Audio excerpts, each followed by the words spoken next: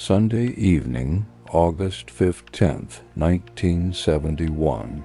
Across America, families settle in to watch television, and the westerns are interrupted. The president appears behind a desk and in a speech of barely 20 minutes, announces something that sounds technical, almost boring. The United States will temporarily suspend the convertibility of the dollar into gold. Most viewers shrug and wait for their program. They have just watched the single most consequential monetary decision of the 20th century, because when the dollar let go of gold, every currency chained to the dollar let go with it. That night, for the first time in human history, virtually all money on earth became a promise, nothing more. This is the Nixon Shock, the day money stopped being real and started being believed.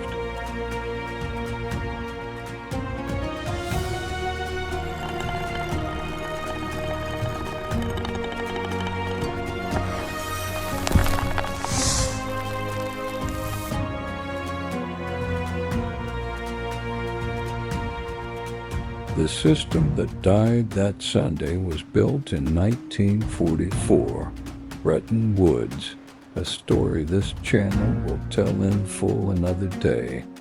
The short version, the dollar was fixed to gold at $35 an ounce, and every major currency was fixed to the dollar. One anchor, one chain, one promise. Any government holding dollars could, in principle, knock on America's door and exchange them for metal. For 2 decades it worked, the calmest monetary era of the century. But the design carried a time bomb its own architects saw. The world needed ever more dollars to trade and grow, and every dollar printed was another claim on a pile of gold that wasn't growing. A bank that issues infinite receipts against finite vault metal has a name. You've met it several times in this series. Through the 1960s, the claims piled up. Vietnam and the Great Society were financed with deficits.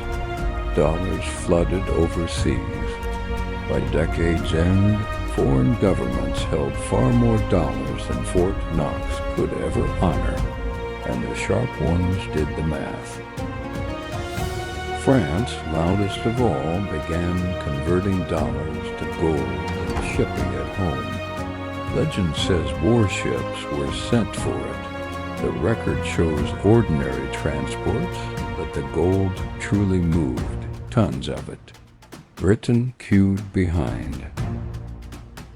The vault at Fort Knox drained toward half its post-war peak. It was 1720 on the Rue Quincampoix, 1929 at the bank doors, in slow motion between nations, the polite, loved version of a bank run, and by the summer of 1971, the tellers were watching the line grow.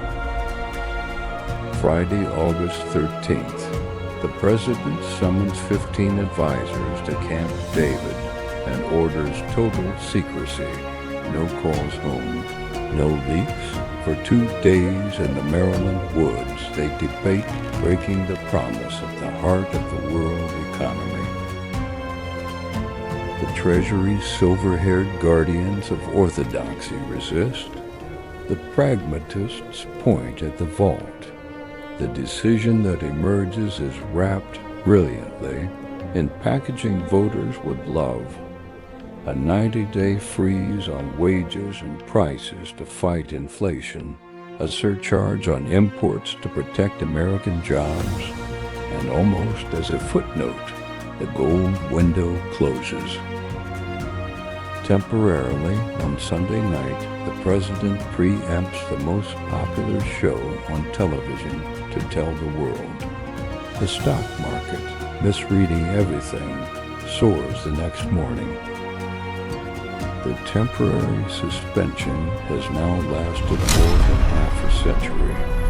A patch-up deal that December solemnly called the most significant monetary agreement in the history of the world collapsed within 15 months. By 1973, every major currency simply floated, its value set by markets, moment to moment, against every other. And gold, officially just $35 an ounce in 1971, told the world what it thought of the new promise. By 1980, an ounce touched $800. The decade that followed brought the inflation Americans still tell stories about: oil shocks, 13% mortgages, the price of learning to run money with no anchor at all. So what holds money up now, if not gold? Look around this series and you already know the answer. The same thing that held up the Renton mark in 1923 and the forint in 1946. Belief fed by restraint. A dollar is a claim on nothing but the future taxes of the United States and the discipline of its central bank. That system has real virtues. It let central banks fight 2008 and the pandemic with tools a gold standard would have forbidden. And it has one permanent vulnerability, the theme of half this channel. Nothing physical stops the printing anymore. Every guardrail is made of promises. Since that Sunday in 1971, the dollar has lost roughly 9/10 of its purchasing power.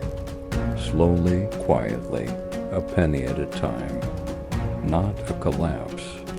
A subscription fee. The warning sign of August 1971 is a single word: temporarily. When a government breaks a promise it calls sacred, it always breaks it on a quiet weekend, wraps it in patriotic packaging, and stamps it temporary. The suspension of 1971, the one-time devaluations of this series, the emergency measures that outlive their emergencies, permanence wearing a costume. When you hear temporary attached to money, start counting the decades. Tomorrow, a modern country that hit a deficit twice the size it reported, inside the world's newest currency, and the whole continent paid. Greece. A new fortune falls here every day. Subscribe.